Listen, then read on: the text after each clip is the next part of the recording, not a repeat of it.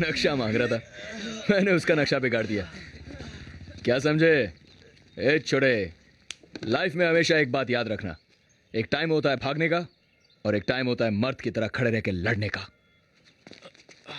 अबे घोंचू, तू फिर आ गया? सुधरेगा नहीं ये।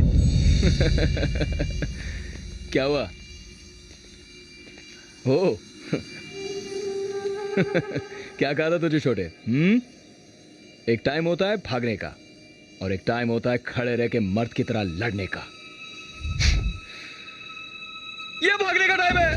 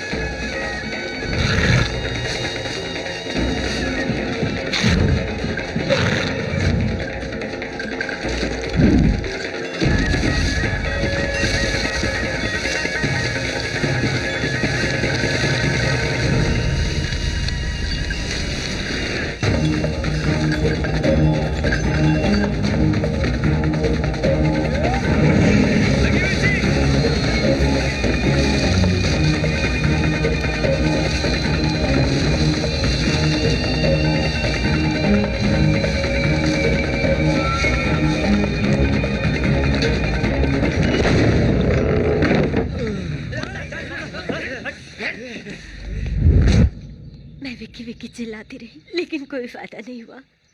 वो लोग मेरे बेटे को मारते रहे। वो लोग कौन थे, क्यों उसके साथ ऐसा कर रहे थे, मुझे कुछ भी नहीं मालूम। उसके बाद से ना उसका कोई फोन आया और ना ही उसकी कोई खबर है।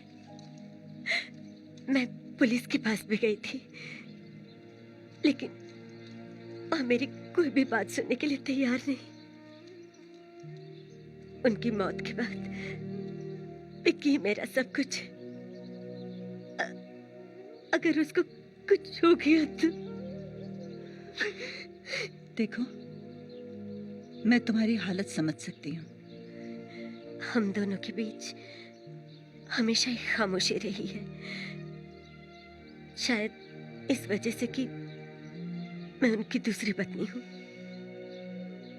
डिवोर्स के पेपर साइन करने के बाद भी उन्होंने हमेशा मेरी इज्जत की और तुमने भी। मुझे तुमसे और विकी से कभी कोई शिकवा था ही नहीं, लेकिन मेरे पास ऐसा क्या है जो तुम्हारे बेटे को बचा सके? आपका बेटा वीर। वीर एक फॉरेस्ट ऑफिसर है। विकी जिन जंगलों में गया है, वीर उस एरिया को अच्छी तरह जानता है। सिर्फ वो ही है जो मेरे बेटे को वापस ला सकता है।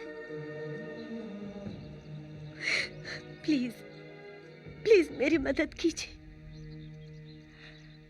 मेरे बेटे को बचा लीजिए।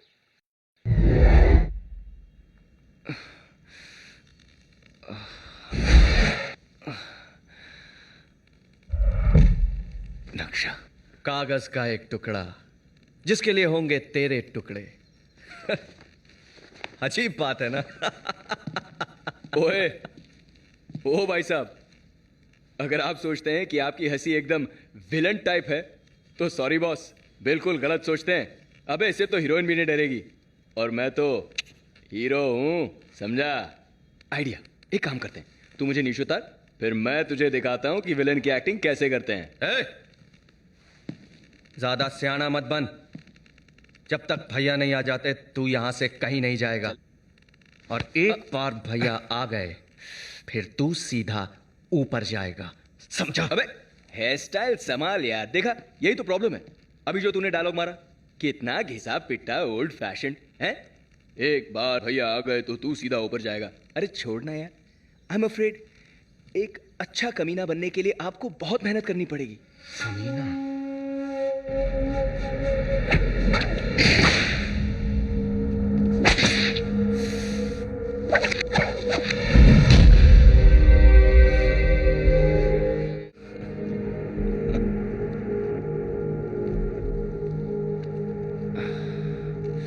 कमीनापन ठीक था ना?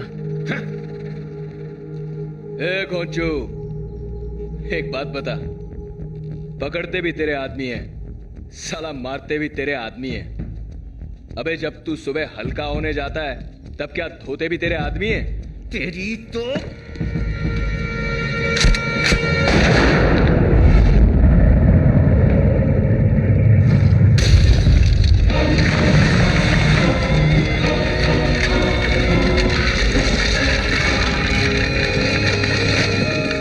ओए, कौन है बे तू? आसमान से या तो फरिश्ते आते हैं या तूफान। इसके लिए मैं फरिश्ता हूं, तेरे लिए तूफान।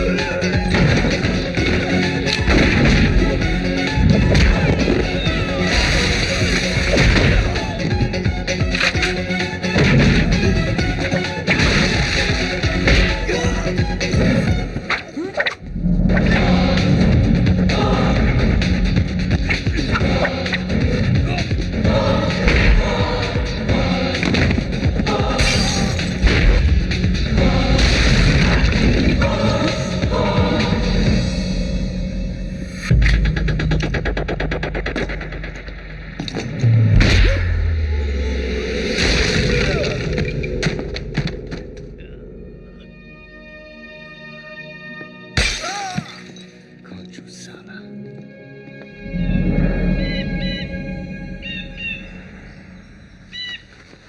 पहले तो वहां आपको देखकर मैं चौंक गया, फिर जब आप शुरू हुए तो मेरे दिल से एक ही बात निकली, थैंक गॉड। वैसे एक बात बताइए, वो अगर जमीन पे पड़ी हुई बंदूक अपने काम आ जाए तो उसे इस्तेमाल करने से मर्दानगी तो कम नहीं हो जाती ना? मर्दानगी बंदूक चलाने से नहीं होती। वैसे भी मुझे बंदूकों से सख्त नफरत है। और मुझे गोलियों से। वैसे हम जा कहाँ रहे हैं? बहुत खेल लिया जंगल में टार्जन टार्जन, अब घर जाने का वक्त आ गया है। देखिए, मैं यहाँ घर वापस जाने के लिए नहीं आया हूँ। लेकिन मैं तुझे ले जाने के लिए आया हूँ। देखिए, आपने मेरी जान बचाई, उसके लिए थैंक यू, लेकिन ये जाने बगैर कि वो उस नक्शे के और मेरे पीछे क्यों पड़े हैं, मैं घर कैसे जा सकता हूँ? फिलहाल तो पीछे पड़े हैं, दोबारा पकड़ लिया ना तो ऊपर उल्टा नहीं लटकाएंगे, सीधा ऊपर पहुंचा देंगे। मैं खुद को संभाल सकता हूँ। वो मैं देख चुका हूँ। देख, बात समझनी हो तो बहुत आसान है। माँ ने मुझे भेजा है कि तेरा कान खींचकर तुझे सीधा घर वापस लाने के लिए। अब तेरे पास सिर्फ दो रास्ते हैं, या तो तू प्यार से चल, नहीं तो मेरी मार से। अरे क्या कर रहा है? तीसरा रास्ता। तीसरा रास्ता नहीं है। नहीं, अरे छोड़ूंगा, छोड़। स्टीयरिंग। अरे एक्सीडेंट। कहाँ ना वापस नहीं जाऊंगा।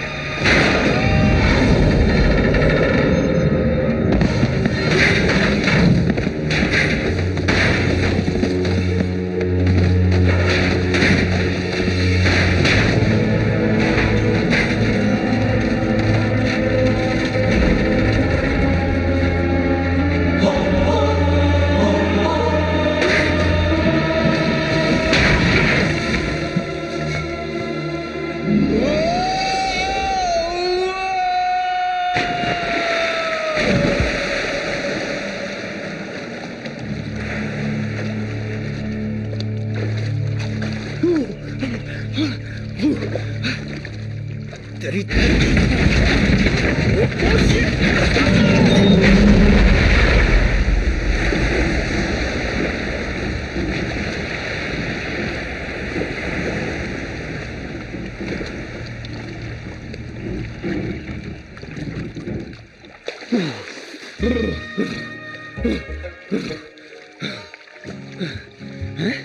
अबे ये वीर कहीं वीरगति को प्राप्त तो नहीं हो गए हैं?